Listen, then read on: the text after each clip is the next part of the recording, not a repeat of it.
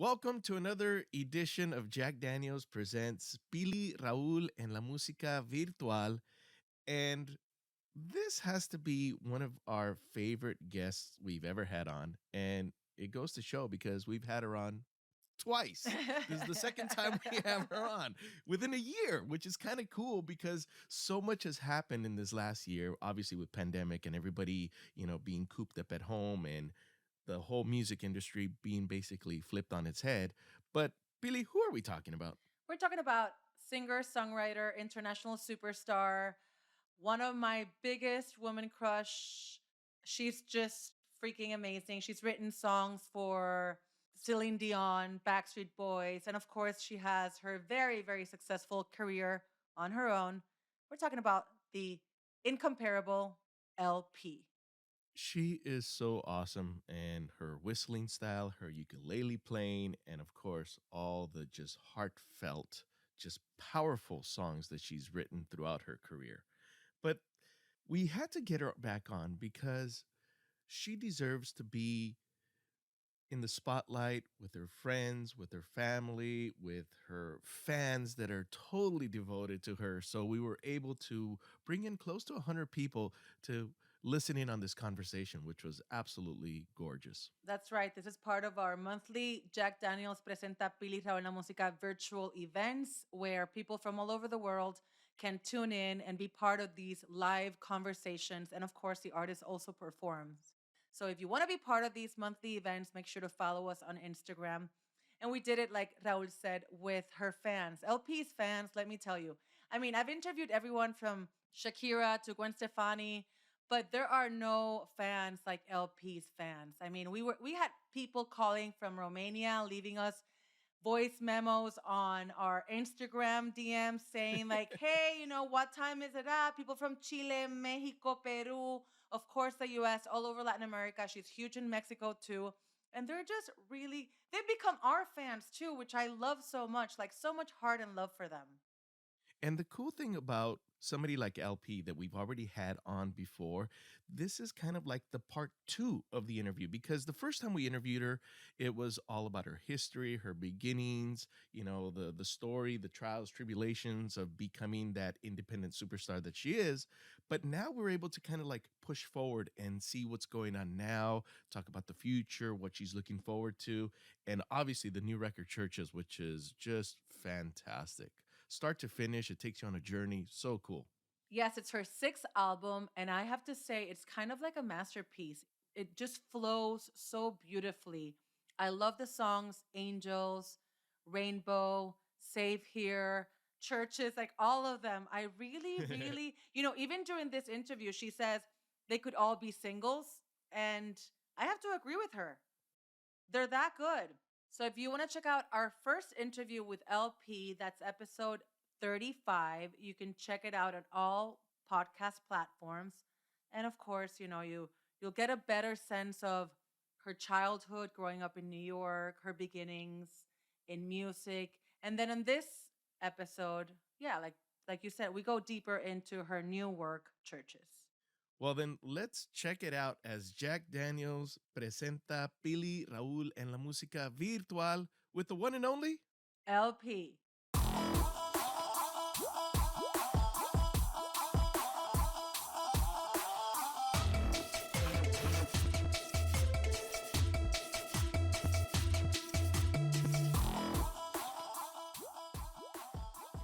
Welcome everyone. Welcome to Pili, Raul La Musica.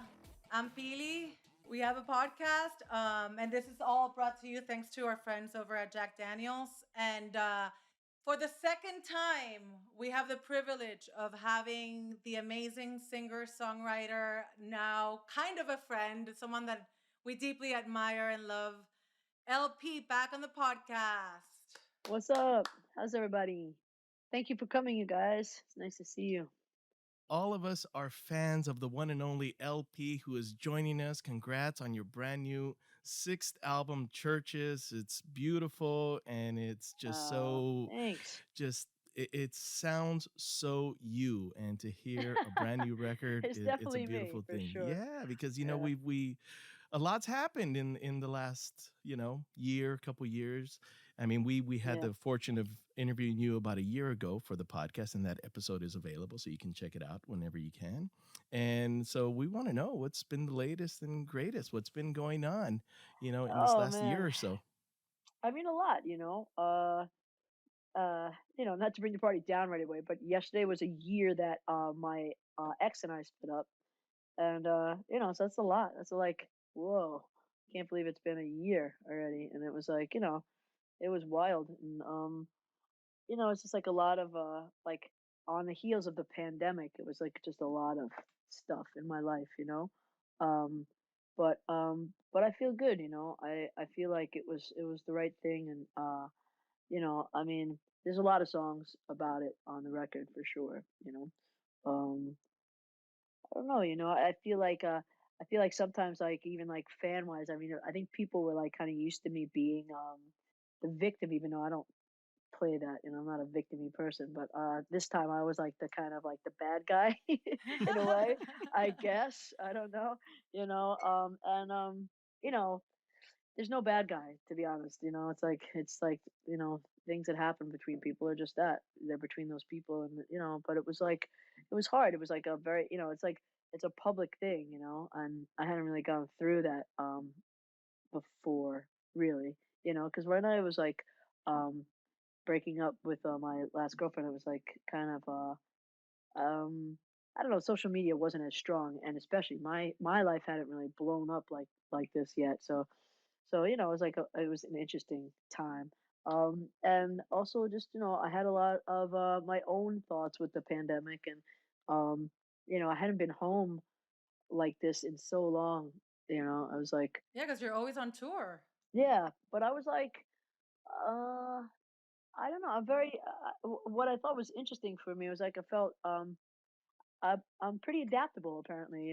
I just was like, well, fuck it. I mean, one of the things that like I think this career prepared me for the pandemic was that I'm like an expert at waiting. If nothing else, I know how to I know how to fucking wait. You know what I mean? I'm just like, well, guess you Patience, can't. it's a virtue, Yeah, right? it's like I'm just like I just I'm used to like not being able to control my things like that. Like, I mean, I remember so many years. I remember one time, like, in the earlier years when I was like getting record deals or something like that. I think like 3 or 4 years in a row, I kept going into the holidays. I think the music business sort of like the business like shuts down. Um, I don't know. I forget what day it is, but I think It's it's like mid usually December to like mid January. It's like yeah, nothing. it's a little earlier than that actually. Like, like by the time, like I would be going into the holidays waiting to hear if I got this record deal, like some big record deal that I was like kind of like poised to get. But then all of a sudden it's like Thanksgiving or the next week would hit, and it was just like, oh yeah, everybody's they're just having holiday parties and doing all the fucking. I was like, fuck those people, like I don't give a fuck about their holiday parties, man. You know what I mean? I'm like waiting over here, It's like, and then just waiting like for the budget to finish the record so you can go on tour, and then yeah, like all these things. And so it's just like a bit. It's been a lifetime of that kind of stuff. And so this was very par for the course like that, except it was very interesting because usually when I'd be waiting, like, people would be whizzing by me and living like, like getting record deals, doing their thing, getting on tour, all this stuff. And I'd be like, oh, fuck, shit, looking around. Pili said I could curse, you guys. So You it's going to be yes. just potty mouth Absolutely. central. Absolutely. This Go is for your it. platform, and do what you wish. Yeah. But anyway, I felt like, I just, this time it was just so, what a weird time. What like the fact that all live music would come to a grinding halt is absolutely mind blowing. I mean, I was just like, wow, I Mhm. can't believe it. I remember I went into a yoga class before, because I was about to leave. Uh, it was like kind of March, earlier March, and I think I went into a yoga class, and one of my teachers was going on a retreat. And she starts the class out by going, well, I found out that I won't be going on this retreat anymore. And because of the because of the virus or something like that. And I was just like, whoa. And I just remember everything kind of like going Slowing like, down. yeah, like everything started like, all the like, it was like the fucking, you pulled the block out of the Jenga and it just went crashing down. It's like, oh, Jesus, and then, we all, like, it was just, all the things. We don't have to rehash it that hard. But yeah, so I was like everybody else, kind of like just so confused. And Mhm. it seemed like when we were going to push everything back from March till May, it seemed enormous amount of time. Like, holy fuck, May? What? And then it was holy fuck, September? What? Meanwhile, I'm like, putting out this record, but I was still like finishing writing, and so, and I've got some of these songs half finished. I feel like one of the first ones I worked on when I started get into this when we started getting into this situation, I was like, what's happening. I remember, like, one last time was like kind of an anomaly for a song for me, because I normally finish the writing of the song within a day or two. It's like, it's just like boom boom, and then the writing of the song is done, and then, we just have to produce it and deal with it.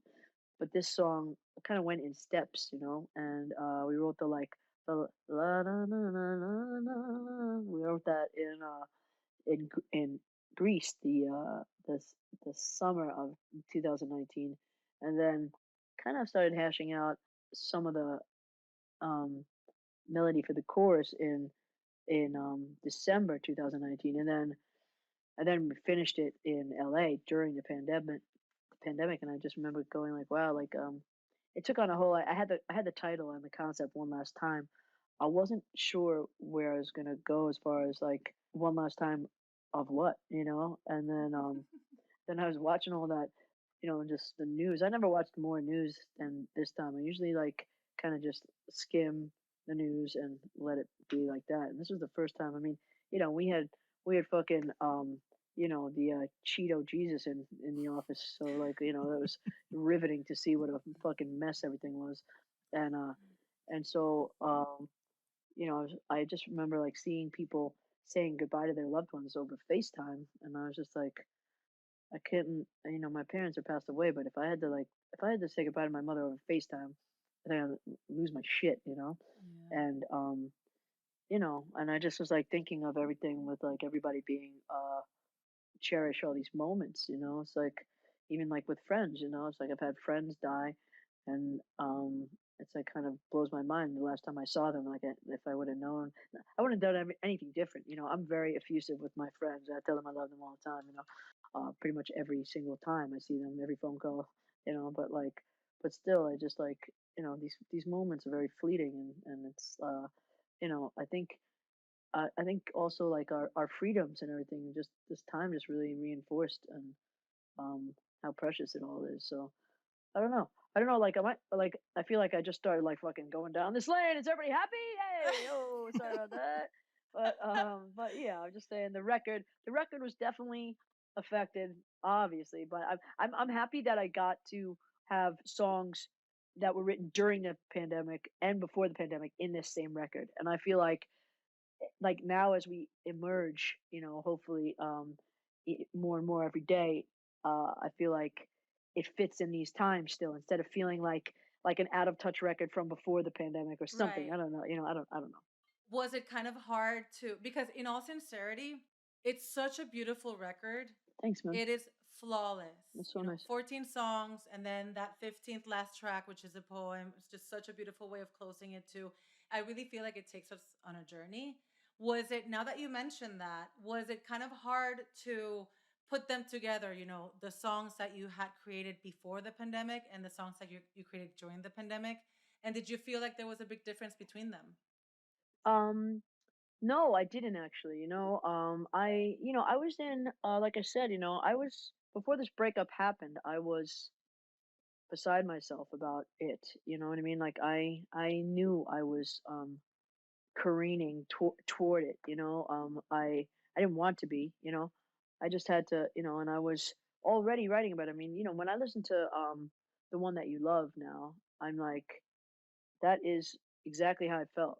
And still feel. I just was so like, I had a lot on my plate, like, and we hadn't like really had a lot of time together since the first year we were together, and then all of a sudden my life kind of changed so much and I was gone so much and but so I was like really going through that, and that was a deep love. I mean, I still love Lauren, of course, Yeah, of but course. it wasn't, so I was already kind of in this interesting place that's very reflective, I don't know, place of like kind of like trying to figure out where the hell I was, and then in this whole what happened, in the world, kind of was just like, oh wow, I think I already was going through my own like world crisis inside. So and then I feel like it's almost like they work together really well. And I was trying to also, I often write like when I'm sad, like I try to cheer myself up, like the single that's out now, Conversation. That was hoping, trying, that was the last song I think I wrote right before I was going on tour that I wanted, that I wrote for Lauren, that kind of was wishing it could all come down to just communicating well, which I wasn't so good at with her, but yeah. That's one of the beauties of what we admire of you and your work. There's always this kind of constant evolution and your growth as an artist, as a singer, as a ukulele player, everything that is LP. But, the album Churches is a little bit of a slightly different direction. Obviously love and relationships, hurt, pain all comes through because you're very open with your lyrics. But how would you say this album kind of differs in your evolution from your previous works? I don't know. For me, for one thing, I mean, I think my poetry went up a notch for me. Like I felt very connected lyrically to this record, and the lyrics came very fast, and I don't know. I think each record, I feel like I keep getting a little bit better at getting to the point, you know. And I feel like maybe this record is another in that evolution, or I try, I don't know. Like, I mean, from someone from the outside, they're like, "Yeah, you suck. You used to be good, and now you're not." But so who knows, But for me, I feel like I don't know. I think I got a little deeper on this one, and also I'm really kind of I feel like I've been blurring the genre line for a while, and this one is the most. I mean, there's so much shit Hmm. on here. Yeah. There's like every, like, it's so all over the place, but in a good way. I mean, I think I went like songwriter for myself, and everybody, all my collaborators are all like, everybody writes songs for other people as well. So I didn't really, I never gave a shit about genre. I mean, that's one of the things why I had a hard time kind of breaking through. I think because I was very, at first, really find like a lot of people, like A&R guys, in all their wizardry, whatever the fuck they do, they couldn't figure out where I was going, and because I was kind of all over the place, because I liked to do everything, I could do everything a bit, so it was just one of those things, and then when I had, some breakthroughs, as I've been going each record, I feel like I'm afforded the ability to do anything I want, like, because my fans are used to it, they like it, I think. Yeah, I like doing whatever I want. It's my And favorite it thing. works. Good, thanks. I mean, I feel like from the 6 albums that you've put out, this is definitely your best work so far. Oh, It's thanks, just man. it's How really dope. beautiful. Like I love the singles that you had dropped, Hmm. but listening to the entire project, Yeah, it flowed so beautifully. thanks. Um you show yourself in such like a vulnerable you way. Was it therapeutic to write this album in a way? Um, I guess, yeah. It's like one of those things you don't really notice it, as you're going. I mean, these things just pop out, as I'm going, and sometimes I don't even know, and there's songs that aren't even on this record that I wrote like during the pandemic, that maybe will be on the next one, or the deluxe or something like that. Um, I think that some of these singles, like people are always like, how do you pick a single? Like, why is this a single and that isn't? Um, the answer is one. I have no fucking idea because I don't like. I just don't do it. I let people do it. Like I like we have all these partners all over the world, and people kind of pick what they think is gonna work with their country or whatever. And but also some of these singles were released just because that's what was done.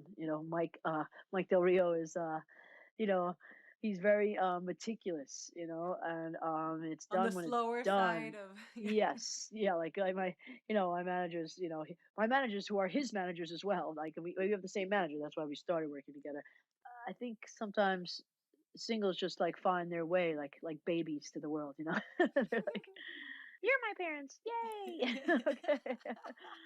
um, but I don't know. Like I felt like almost every song on this record could be a single at some point. I don't know. Yeah, I mean, like when "How Low Can You Go" first came out, immediately gravitated to it, and for a couple different reasons. One, it was like kind of the only thing that was out from the record at that point, but then it was kind of a sign of what's to come, which was kind of cool because already you can see the different direction, but you never know Yeah, what's going to be a like between the single. one that you love and then how low can it go? It's like such a difference, Yeah. and we didn't like, and it depends, man. The business is such a weird thing, like, and how the way things are thing. Like we didn't put a big push behind how low can it go. I don't know why. There's like a strategic nature of everything, and I just don't question it anymore. Because I smart just girl. yeah, it's just like, you could bang your head against the wall, with like, like I remember Lauren asking me one time, like, why is this not a single? I don't understand. Like if I had that song, I would definitely release that as a single. And I said, I really don't know. Yeah, you see the reactions at like some of the shows. Like, after our last conversation, I was fortunate enough to be at the show that you did as a drive in over in Orange County. And you can see the people getting out of their cars and just dancing to pretty much every song, singing along to every song. Then I see that show that you did that you streamed for all your fans. I think you were in the UK and you had people freaking crowd surfing. It was like freaking amazing. And People being that was Talia, who, if you guys know Talia, she's yes, we my do. assistant and my friend, and yeah, and in my ears, in my in ears, I hear it, Talia go, "Can Talia crowd surf?" And I was like, I don't, what are you saying? And it was like, and it was just very, very funny. But yeah, people were wiling out at that show. It I was super love it. fun. I love it. You've traveled all over the world on tour. You've been to Russia, Italy, all over Latin America, and the list is super long. And I do feel like in this album, some of those sounds from some of those countries bled in a little. Yeah, Is that I think happening more and so. more? For sure. I mean, I feel like, one last time when we were writing it, we were just like we were like laughing kind of because we had just come off this European tour, and we're like, are we like I couldn't tell because I certainly wasn't making fun of anything, you know what I mean? But I felt like this is like this doesn't sound like an American song right here, It's like I don't It know definitely has like the what when you said happened. that you guys started it in Greece or finished it in Greece or something, worked Yeah, on it in no, Greece. I'm started like, it. Yeah, that that makes sense. yeah, It has that like European Mediterranean flair to it. yes, And yeah. you're I mean, for sure. and you're also obviously trying to get more fluent in Spanish. And Yeah, and in yeah. Tell goodbye, Julieta that she's like, she's like, ah, yeah, you're fluent in Spanish. Yeah, long way to go, babe. I say like one thing in Spanish. It's okay. It's a Well, slow well, Pili's process. helping me with my Spanish as well, so fear not. You're Yeah, not there you alone go. there. If you need more help, if Aw, you have extra help, that's then. cool. Yeah, nice. But do you feel like your voice sounds different in different languages? Oh, I don't know. I mean, did you hear me do that Eres Tu song? Eres tu, that song. Oh, oh no, Yeah, Carla Morrison, sí, sí, sí. yeah, Yeah, yeah. Yes. I yeah. I had said that to Julieta, and she loved it, and then I sent it to her for uh our little, well, whatever. I'll tell you later. But was it different listening to yourself? like in another language? Yeah, it's funny because I was noticing that, like, God, it's so hard, languages are so hard to learn because, like, when someone's speaking them, like, I speak so fast and tack so many things on. I don't even know I'm doing it, like, when I tack little things on to the next thing. And I really noticed that in Spanish, like, when she was singing, like, she kept, like, joining, like, these words together as if they were one word, but it was just, and I was like, "Man, this is tough." I hadn't tried to learn a song in Spanish before, and, yeah, and it took me, like, I was just making a voice memo for Julieta, and then she turned it into, like, an epic movie of us. Love it. But it was like, it took me, like, 6 hours, like, from, like, trying to learn it to getting a good recording of it, like, or something where I didn't sound terrible. Good for you for challenging yourself. Like if Yeah, you man. didn't do enough of that already. Yeah. Taking it to the But, next level. I'm trying to do Carla's working on her record, but, I'm gonna Hmm. hopefully do something with Carla Morrison, write a song together, maybe do a duet together or something like that. It'd be Oh my fun. god, that would be That would be Yeah. beautiful. beautiful. Yeah, especially now that she's living in LA as well. I know. Yeah. We texted and talked about it, so So talking about challenges, I was looking at the credits of all the songs on Churches, and I noticed that you have no production credit. Is that something that you respect too much, or fear, or just you're like, I will write, I will sing, I will leave that to someone else? I don't know. I don't try to insert myself in things like that. You know what I mean? Like, I definitely, this was cool because I got to, like, be there for a lot of it. But Mike, he's got, like, even especially on this record, he like, he just, like, extended his, like, sonic palette, to, like, to just, like, bring so many more sounds to the record. And that's his thing. I mean, I don't know, I kind of, like, my manager will be there, like, one day, and I'll be like, I don't like this or like that, and he'll be like, oh, you're producing. I'm like, yeah, but not really, not like that. I don't really. There's so my songs that I'm like, I know what I do, so I'm just good with, like, giving that the to everybody else. And I feel like, it's like part of my, like, no micromanaging shit. Like, I don't do that with management, I don't do that with production, and I don't do that with, my crew, or, like, the guys that put the show together. It's just, there's a difference between participating and getting in the way, I think, you know. And there's a lot of strength in that and power, like let everybody do their thing and shine on their own. Yeah, and it makes us better. I already know how irreplaceable my part of it is. I don't have to, like, throw that around any more than it's already there. So I just, like, and, to be honest with you, it's like, Mike and I, and every other fucking song that we do, we're all like a band, you know. This is our third record, so it's like we really know each other, and we allow each other the latitude to do the things we do the best together. And I think that's why, uh, things just keep sounding and getting better, and I like that. I like being I like to be part of a pack. It's nice. And you're so confident not only in what you do, but only in the way also in the way that you carry yourself. There's a strong sense of identity that also comes through your music, obviously.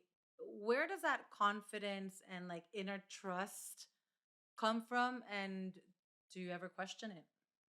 I don't know, I've always been, like, kind of confident like that. I mean, I have, like, I'm, insecure and, like, like everybody, about things or whatever. But I don't know. I think, I'm just very, kind of, I just really believe that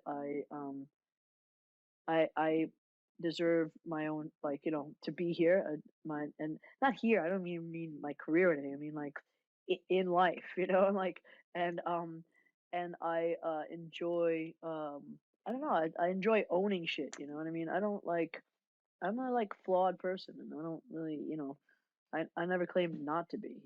I'm not I'm not running for person of the year or anything like that. you know.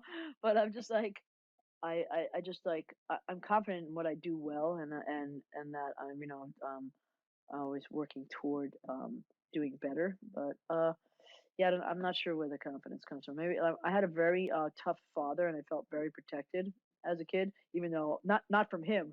I didn't feel safe with him sometimes, but out in the world, I knew like I'd be like, "Hey, fuck you," like from Right. behind my father, like "fuck off," and he'd be like, "I'll fucking kill you," So maybe I just feel like safe in the world for some reason, but I don't know. I don't know what it is.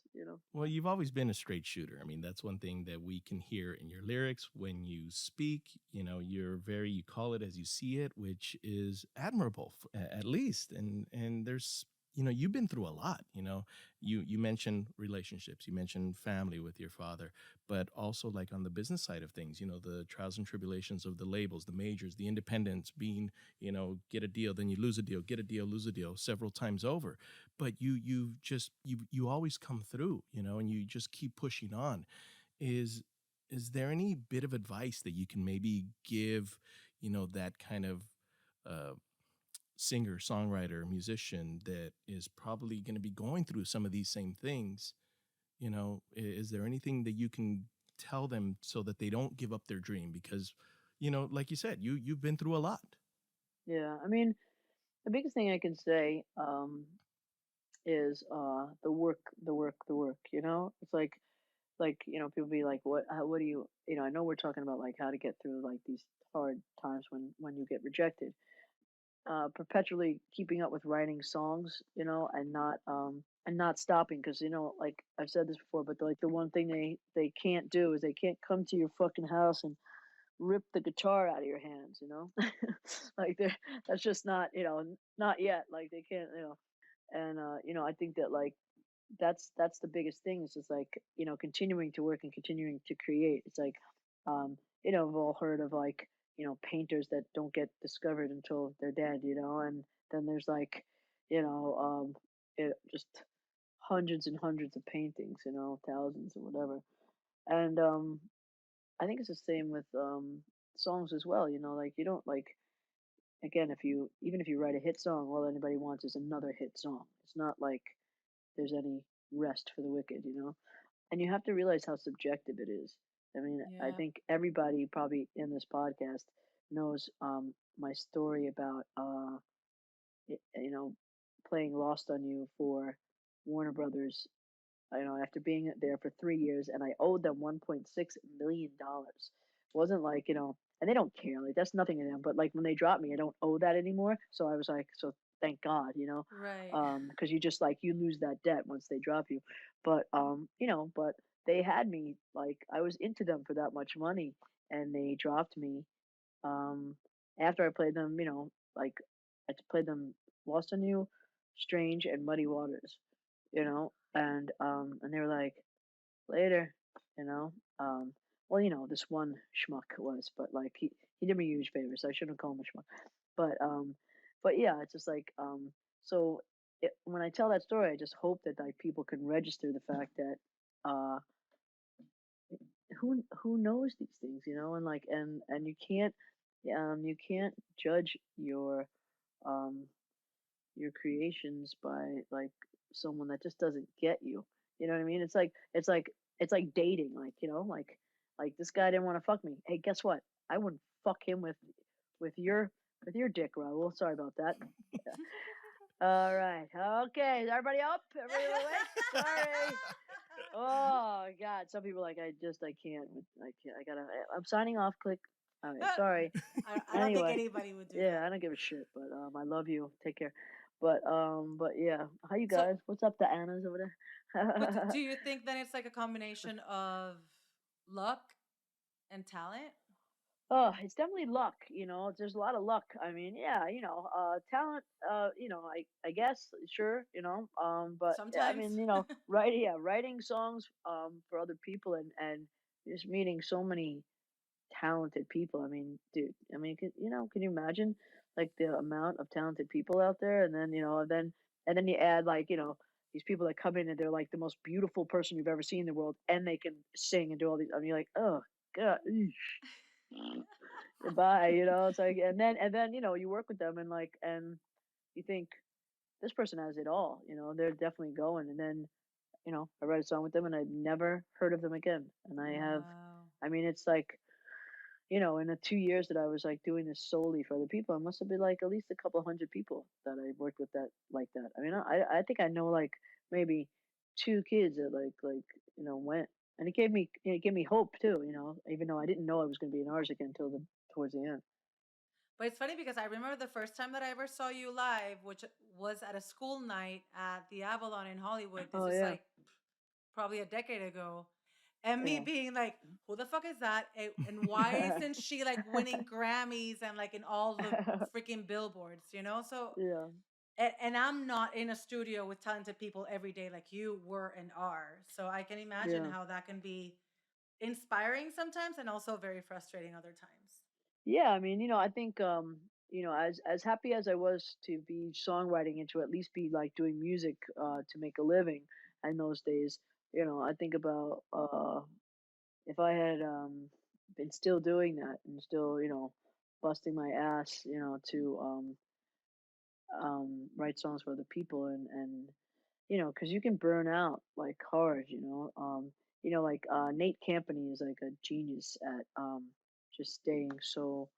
He's amazing, he's also like, one of those irreplaceable cats in a room, like he might not like barely put in anything but like one like very, very, very interesting chord change that makes the song suddenly like massive, like sounding and changes the whole thing, and he's I don't know, he's so versatile, and everything. So and he knows how to stay up and with it and engaged and everything and it's really cool to see him work like that with other people. I've worked with him with other artists, for the other artist. I've worked with him on tracks that we get from like he and I wrote Fighter together from this track that I got from Imenbeck, and he's like my biggest cheerleader. Like like he doesn't interfere with my lyrically and all that stuff. He like give me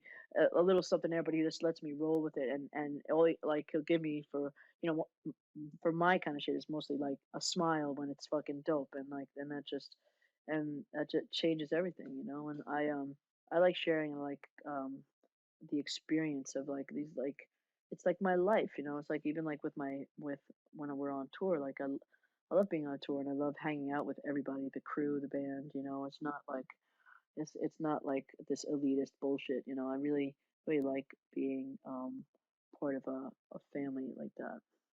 We love to see, like, people that can collaborate, work well together, and obviously producers, bandmates, and everybody behind the scenes on a tour and on a show. But even people like Christoritas, who you guys mentioned, Bardot and Yeah, School Night, and those curators that are willing to take a chance and hear something new, something yeah, different, something fresh, something up and coming, and really kind of take a chance. So we love those people that are really opening doors for artists such as yeah. yourself and all these others that are coming down the line. So LP, our time is fleeing together. We can sit and talk with you for hours and hours and hours, but we got a room full of people from all over the world that want to ask you some questions, and we're going to get to Cool. that in a little bit. But when we do these Jack Daniels presents Pili La Musica, we do this section and segment of the episode where we ask the 7 questions. Now, these are rapid fire, the 7 questions of Jack Daniels. And, don't overthink these right off the bat. First thing that comes to your mind, and it's going to be 7 questions. So the first one is your pre show ritual. Well, I try to do yoga. I mean, I always do yoga. It depends on where, like I try to do it. I like to do it before the between sound check and the show, so it's before the show, but or before the sound check. And always I got to do my vocal warm-ups, That's the biggest thing. Like I can't hit the stage without doing scales. I'm screwed if I don't. What was your first album that you either bought or were gifted or stole or whatever? Well, I bought like I wanted to be cool, like, and buy something, super rock and roll when I bought a Led Zeppelin 4 album. Yeah, that's some cool factor right there. Way better than John Cicada, which I think was my first. It was definitely like, it's like, going to California is like one of my favorite songs in the world. And, I don't know. I mean, I had And look no where you ended idea. up at. Yeah, like I never thought, I didn't even know it was possible to move to California. Like I had no idea. Like it wasn't even anything. Like I was like, you can do that? Like you just move to California, Like You thought you were a New Yorker forever, and that's yeah, like it? I lived in London for about a year, and I like doing shit like that, but like I like that was more like I'm visiting and I'm like, I'm just like I know I'm like gonna go back to the States. At that point I did, but then yeah, but then moving to California altogether was just like a trip. I Well, couldn't we love believe that it. you're an Angelino. Yeah, man, me too. The next question is somebody that either dead or alive, but your musical crush, and it could be for how they look or how they sing, how they play. But who would be your musical crush, and why? Musical crush. Oh man, you're gonna. It's like no homo, but I it's probably a dude, It's like well, it is a dude. It's a many dudes. I just like that androgynous stuff, like David Bowie. I think is just like as far as like just being like that guy, like because he's like I love his brand of androgyny. I think so interesting, and he has such a you see him in interviews, and he was so real, so deeply real, and just and I thought it was cool because he's like this super glamorous cat, like really just wildly glam and all that stuff, and then he just like just would be like this calm, uh insanely like well spoken, well thought out human, and I really yeah, I think he's the kind of like the coolest guy. I mean, he's not like I don't know if he's musically as much of an influence on me as other people, like someone like Freddie Mercury. I think he's just like he's got all the other things that like I admire. So, who would you have a drink with? Oh my god. Again, Uh dead or alive, Dead or Pick and alive. their because brain and just yeah, have that conversation. Uh wow. it could be a bunch of people. So many people. I mean, having a drink with John Lennon would be like, what the fuck, dude? Like, wow. Uh, Elvis didn't drink, but I would like I don't know, pop some random You could pill have with him. done other things with I don't Elvis. really, I don't do pills, but like, I would do one with Elvis, Yeah. just for fun. And I would uh, I could just imagine that room: John Lennon, Elvis Presley, and yeah. LP sitting in a room. Yeah, Freddie Mercury, Freddie Mercury would make me want to smoke though, because I was just like, he's just like, I love when you see like every concert, you just see like, he's got cigarettes up there, he's got like 4 or 5 different beers up there, on his piano. Um, You don't smoke though, right?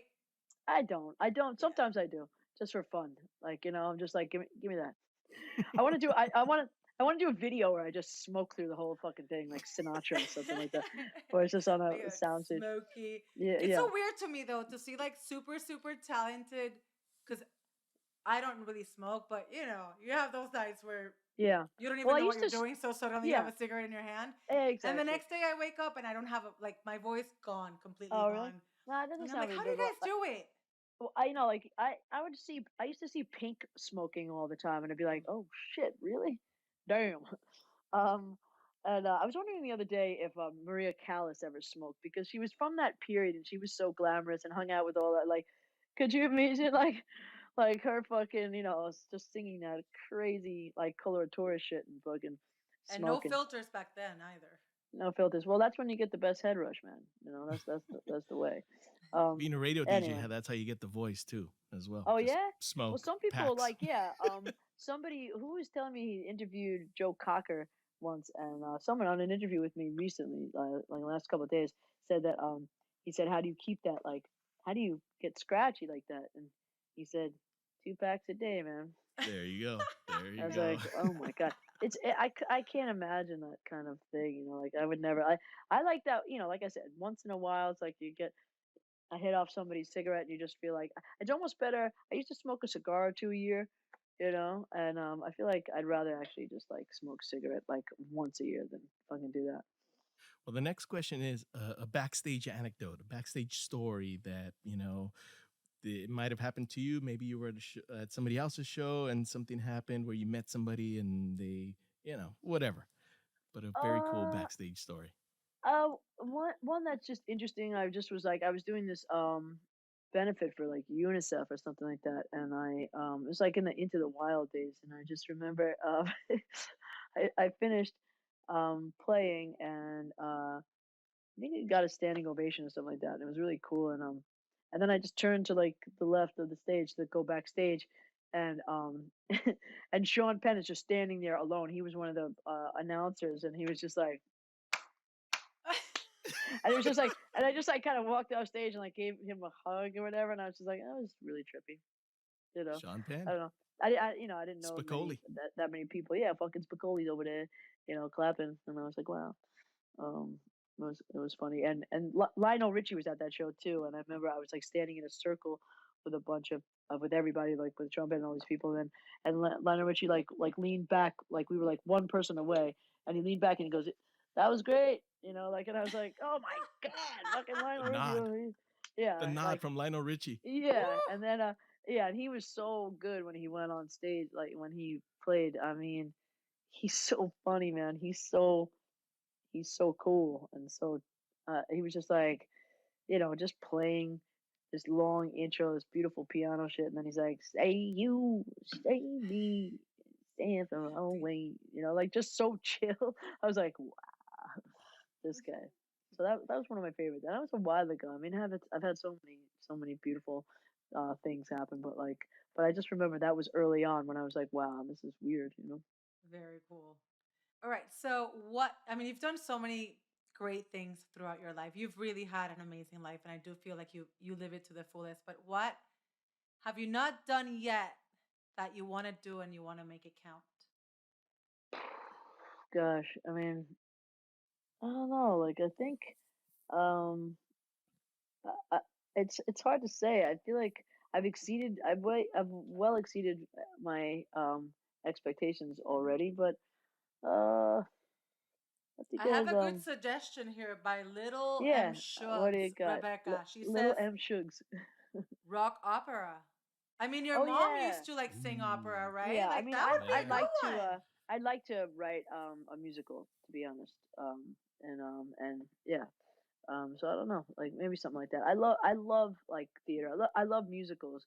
Not every single one, it has to be, but yeah, it'd be pretty cool. I mean, I don't know, um, like friends of mine are like, would be like, you should act. You know what I mean? I was like, I don't think I could act different. I can act like myself, sure, but yeah, I think if I wrote a rock opera that I was like was behind, like kind of something that just really resonated with me. I think I'd be, really into that.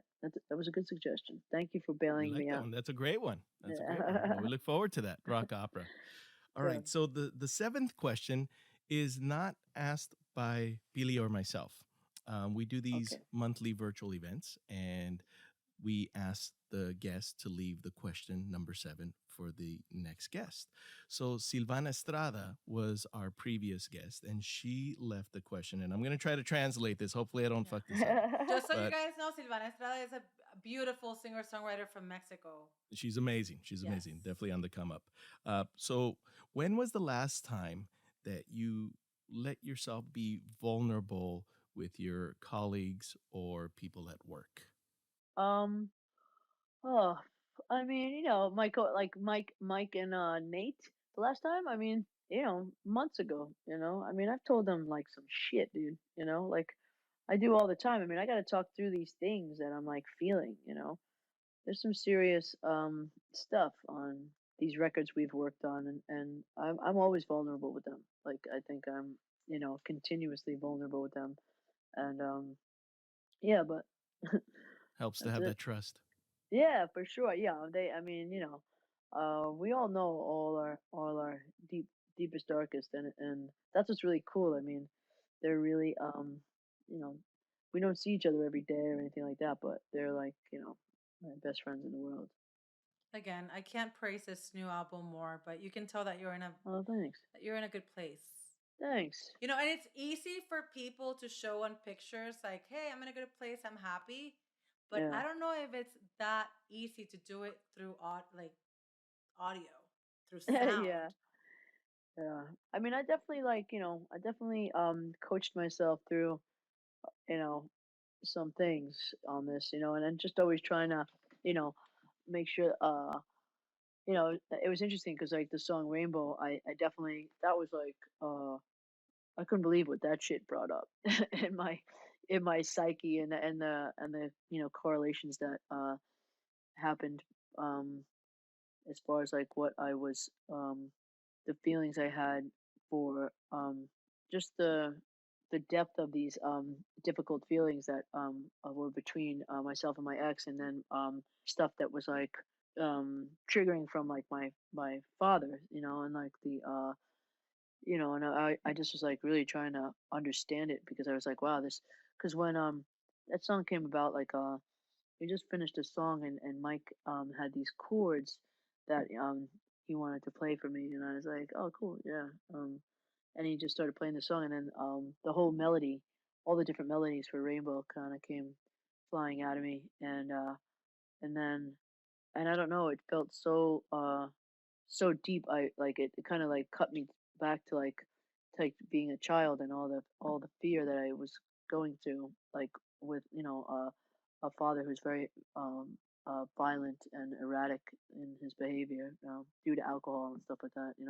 I could barely like kind of I don't even know if I got the lyric right, to be honest with you, ultimately, because I feel like sometimes I felt like the melody that I had, all the melodies that I had, were so deep that I wanted to match them with the lyric, and I don't know. I feel like I might have like just missed it, but I mean, I still love the song. I think it's amazing, but I think that yeah, it kind of gave me a window into like how how deep you can go, and we'll see. And it's interesting because it's another example of you never, as an artist, you never know what you're putting out there, and you can be your worst Yeah, critic. Because Rocio, at the beginning of we were doing the tech call, you weren't on already yet.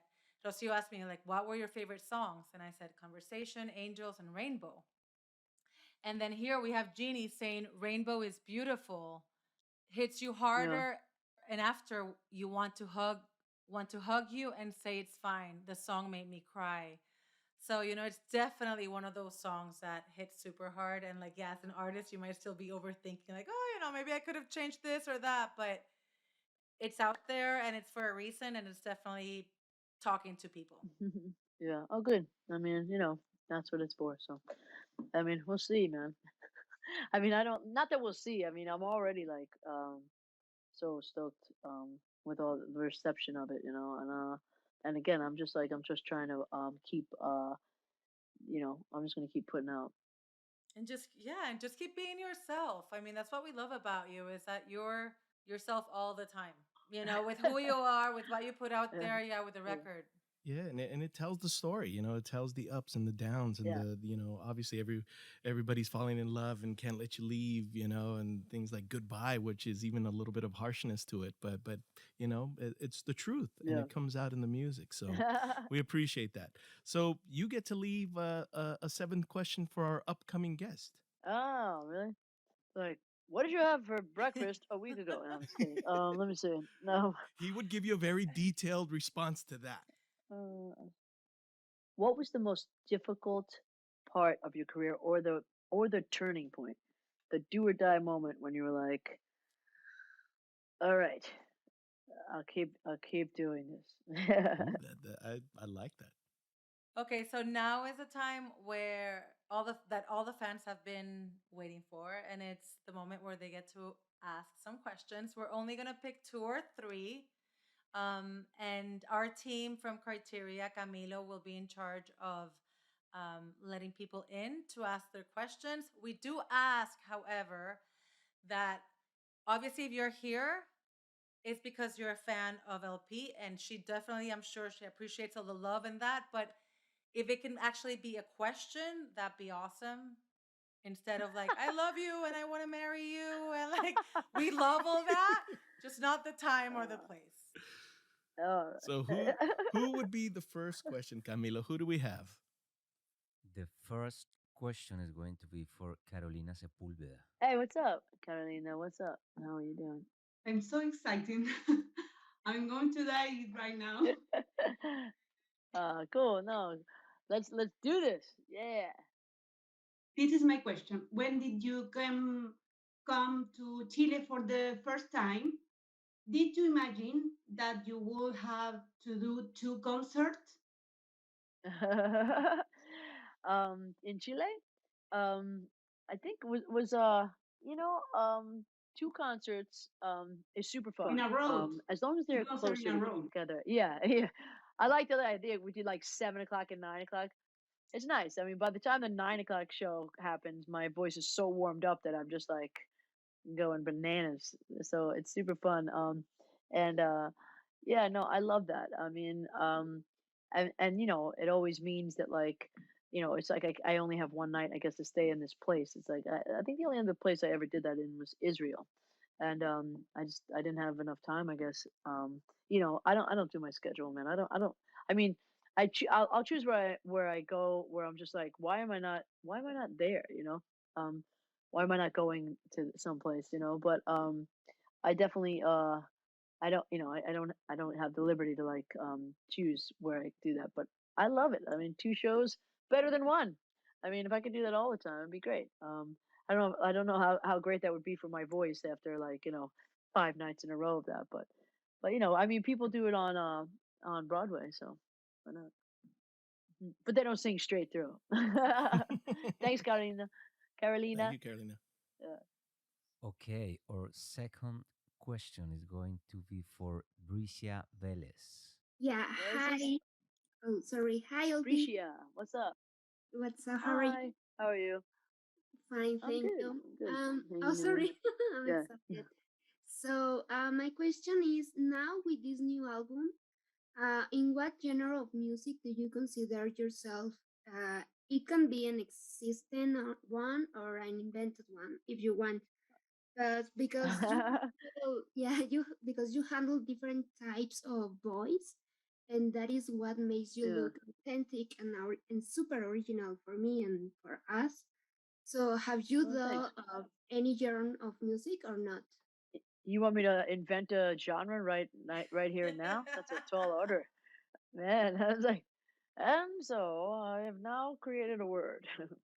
Webster's is um, going to come after you, though. I don't know. Yeah, the multi-genre.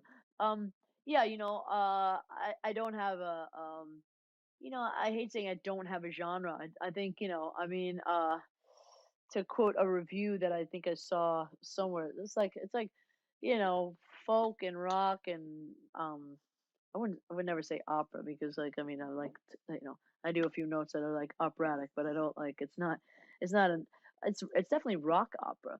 I think you know what I'm gonna say that I'm like my whole thing is like a fucking rock opera. My like I mean from the way I sing my set to like the way I live my life. I mean you guys know too much shit about me to be honest. I mean I'm just like kind of like I'm like I mean like sometimes I'll read a DM. I'm like who the fuck is this person?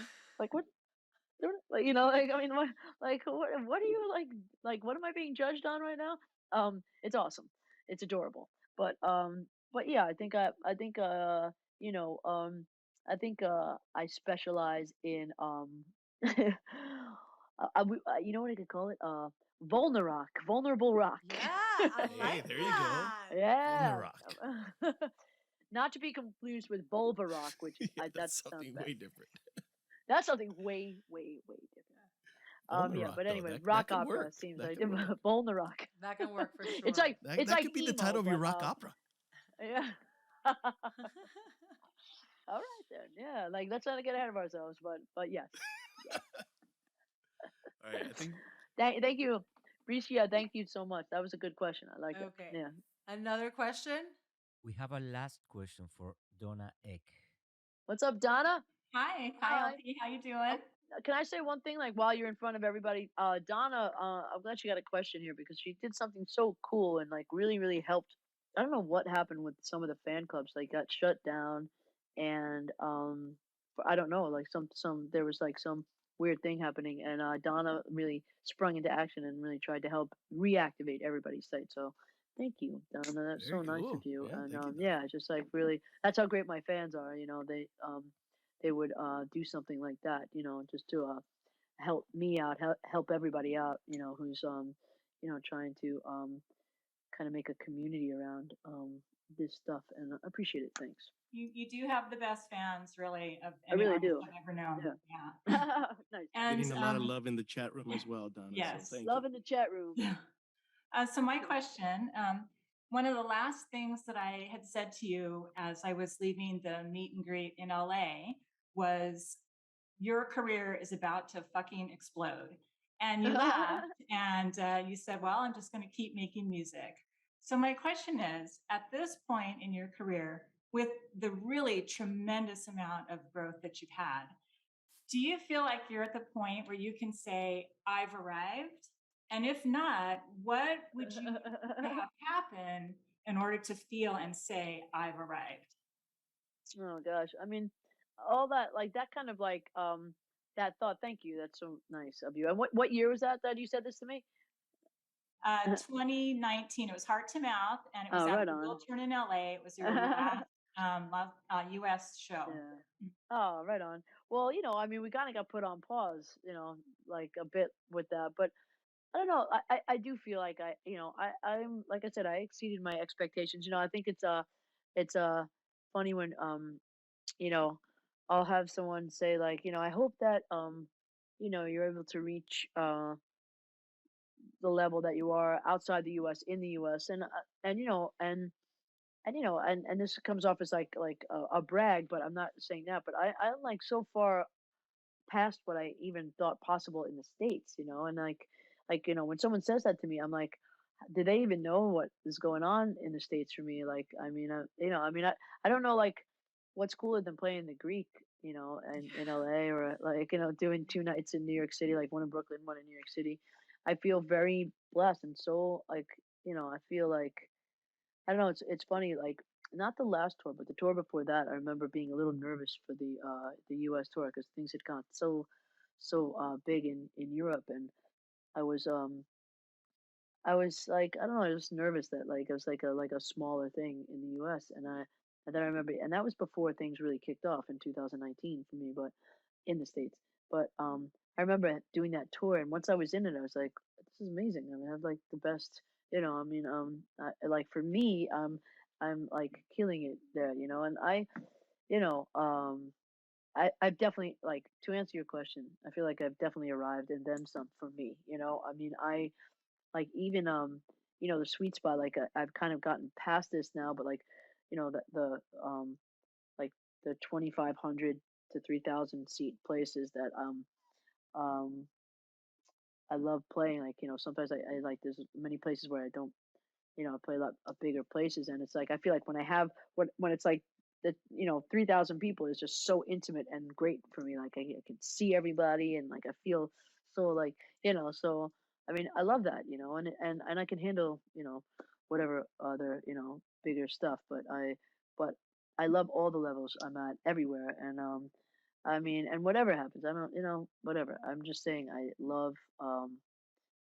even like, with the pandemic, I can't believe the shows that have been going on, in the new, like, since I just started like a month or two ago.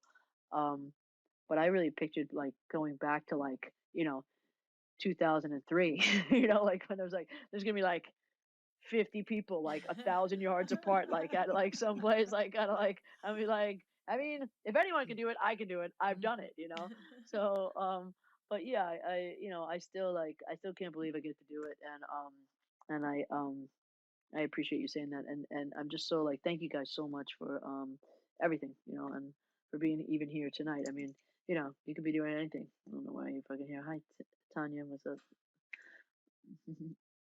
thank you to everyone, because we have people Yeah. here from all over the world. So it's like 3 a.m. for some people, 4 a.m. for Yeah. some people. Yeah. I got a direct message from someone like crying, like, I'm in Romania. Can you please change the time? Because it's too like early in the morning for us. And I'm like, I'm Let sorry, me we guess. can't. Let me guess who that is. Raluca?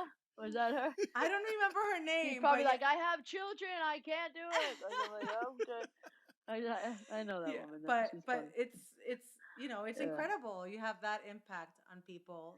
I So mean, it's insane. It's so awesome, and I can't wait to see you guys. I hope everybody here is going to be at at a show somewhere, and I really appreciate you guys. Hi Becky, what's up? What's up? mhm. Hi Amara, what's up? And Jessica, Ginny, and fucking Eunice, Jamie, Vanessa, Cinta, what's up?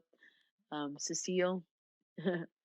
LP, thank you so much for your Ah, time. thank you. Thank you so much, Well, man. we really appreciate everything you do and you've done and you continue to do. The new record is absolutely gorgeous and definitely takes us on that Thank you, trip guys. and Thank you and so much, you guys. all the fans that are here with you and just I see some people dancing, I see some people singing along and some people crying, it's you evoke emotion, which is beautiful. Some people like Thank you. Melvin, it was he had his ukulele with him and he was playing Uh, along. what's up, Melvin? Cutie I pie. want to What's up? remind everybody that artists like LP, she's an independent artist, super successful, but she couldn't do this without the support of you guys, which includes spreading and sharing her music, buying her music, buying the merch, and of course seeing her live whenever she's in your town. So please You, support LP. We love you. You're I love you freaking too. fucking amazing. And it's such a privilege to be able to, like, these are the interviews that we look forward to as journalists. So thank you Thank you, for, Pili and Raul, man. Thank you guys. Like you guys, like it's what a cool thing you do, and you bring so much just such love and like no judgment and just so like I don't know. It's just always I always like talking to you, and I always feel very welcome, and I'm really appreciate it. Thank you. It means a lot to you have no idea how Well, that thank means you. to The us. door is always open for me. you and we just wish you Thank you. continued success. Thank you very much. And I'll see you again. Like I'll always be talking to you guys for the rest of my life. In person, In hopefully. person soon, in person soon. Yeah. And thank you guys. I love you all. I love you all. I don't know if I'm not on their page, can they still all see me? Because I can't see all that. I'm gonna say hi. Oh hi. And give me like Yana, what's up, Emily, Aria, um, let's see, what else we got? Julia, we got Claudia, what's up, buddy? Gianni, Ginny, fucking Linda Hoffman, Randy Munoz Alredo, Sandra, Christina, Henri, what's up, kid? Balionde, I don't know. Anyway, but thank Love you it, very love it, much. I love it. love you guys. Thank you. Thank I'll see you. you soon. I'll see you out there, and I can't wait.